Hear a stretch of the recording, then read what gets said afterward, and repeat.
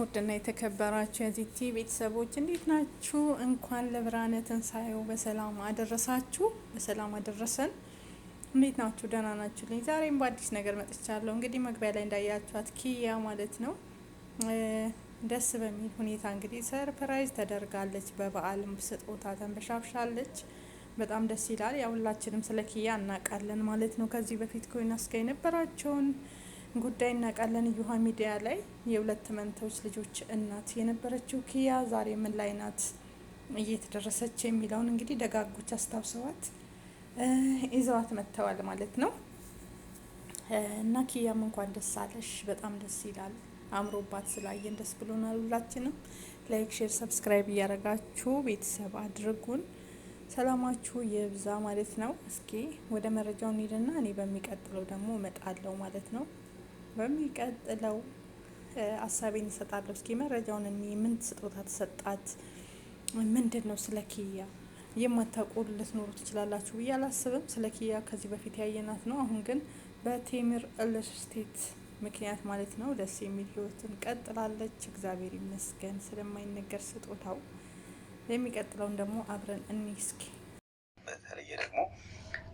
በተለይ ደግሞ ምንድነው እየሰራች ያለችው፣ አሁን ያለችበት ሁኔታ ምንድነው፣ እኛ ምንድነው ልናግዛት የምንችለው የሚሉ ሀሳቦች አሉ። ያው አንቺም እንዳስተናገርሻቸው ሀሳቦች ማለት ጥሩ መጥፎ፣ ዋናው ነገር ምንድነው እውነታን ይዞ ሰው ያለውን ነገር ነው ስሜቱን ይዞ የሚወጣው ሰው ወደ ሚዲያ ሲወጣና፣ ለማንኛውም ዛሬ ግን የተገናኘ ነው እንግዲህ ከደወሉልን አካላት እኛ እንግዲህ ወደዚህ የሚመጡትን ባለታሪኮቻችን ኪያን ብቻ ሳይሆን ሌሎቹንም በተቻለን መጠን ማገዝ፣ እንደዚህ አይነት እድሎች ካሉ ደግሞ እንፈልጋለን እና እንደው የሆነ ነገር እዛው ስትመጡ አሌክስ ይዛት ስትመጣ እዛው የሆነ ነገር የምናደርገው ነገር አሉኝ።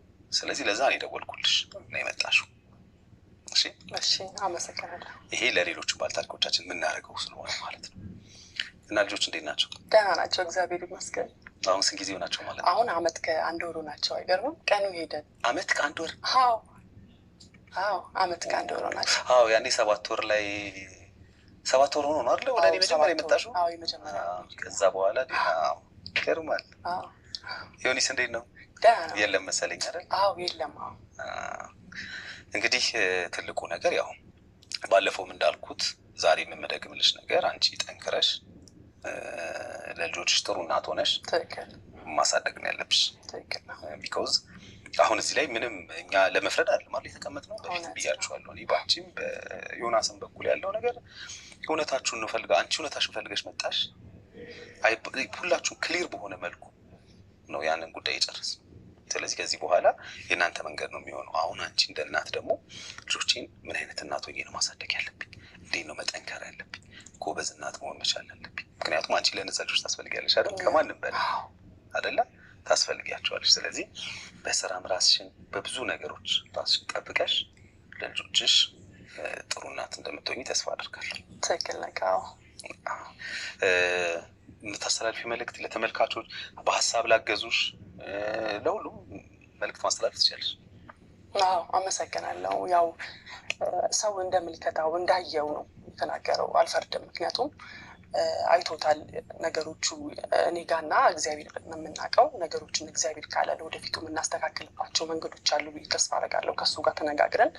ከዛ በተረፈ ደግሞ ያው ሰው ለምን ተቆጣኝ ለምን ተሳደበኝ ብዬ አልፈርድም። ምክንያቱም ካየው አንጻር ነው። ገብቶሃል? አይቷል። ምን ሊጠብቅ ይችላል? ሰው እንደ ሩጫ ነበረ ቁጭ ብሎ በቴሌቪዥን በስልኩ ምናምን ሲከታተል የነበረው። ሰው ጠብቆ ነበረ በጣም ሰው ደግሞ በጣም እኔ በህይወት ዘመኔ ልንገርሽ 17 ዓመት ይህን ስራ ሰርቻለሁ። የእውነቴን ነው የምልሽ ማርያምን በቃ ማለት በጣም ሾክ አድርጌያለሁ ውጤቱን ሳነብ። ከባድ ነበረ። ምንድነው ኤክስፔክቴሽናችን? በክፋት እኮ የሚታይ ጉዳይ አለ። ኤክስፔክት አድርገናል ሁላችንም። በቃ ከታሪኩም ፍሰት ከነበራችሁ ነገር አንጻር አለ የምጠብቂያቸው ነገሮች አሉ፣ ማጠብቂያቸው ነገሮች ይኖራሉ። ተመልካቾች ላይ ለዛ ነው። እውነት ነው። ካየው አንጻር ነው ምን ሊል ይችላል? እውነት ነው። እና ግን ያው እውነት ደግሞ እኔና ፈጣሪ የምናውቃቸው ነገሮች አሉ።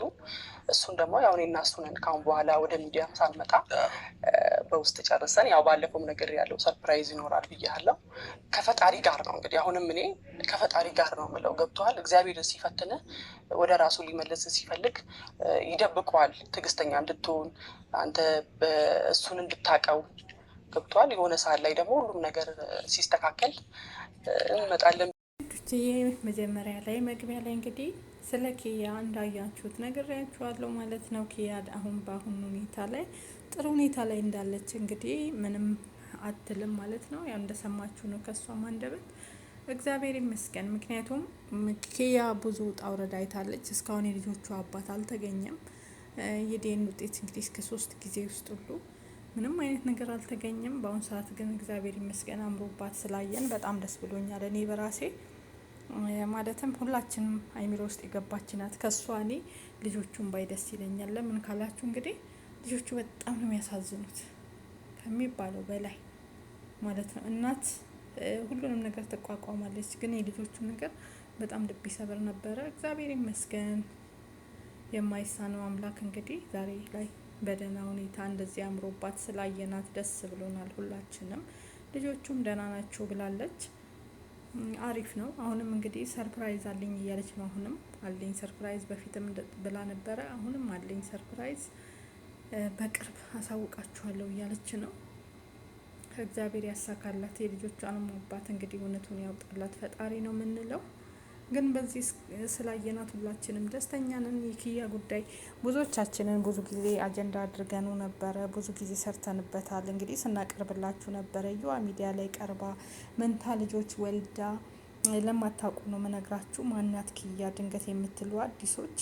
ዩዋ ሚዲያ ላይ እንግዲህ 2 መንታ ልጆች ዮናስ ከሚባል ሰው ጋር ወልዳ ልጆቹ በዲኤንኤ ምርመራ ሲደረግ ለ3 ጊዜ ተመርምሮ አባት ሳይሆን ቀርቶ እንግዲህ በዲኤንኤ ውጤት 3 ጊዜ ተመርምሮ 3ቴም ውጤቱ ትክክል ሳይሆን ቀርቶ በዛ ሁላችንም ሁሉም ሰው ስሜታዊ ሆኖ ያልሆነ ነገር ተናግሮ ነበረ። ግን እሷም ማንም ሰው ምንም ቢል እውነት ነው የጠበቀውን ነው። ያው ሁላችንም የጠበቀው ነገር ነበረ። ያው አለፈ እንዳለፈ እግዚአብሔር ይመስገን። ስለማይነገር ስጦታው የማያልፍ ነገር የለም ማለት ነው። እንግዲህ ልጆቿም አድገው 1 አመት ከ1 ወር ሆኗቸዋል ማለት ነው።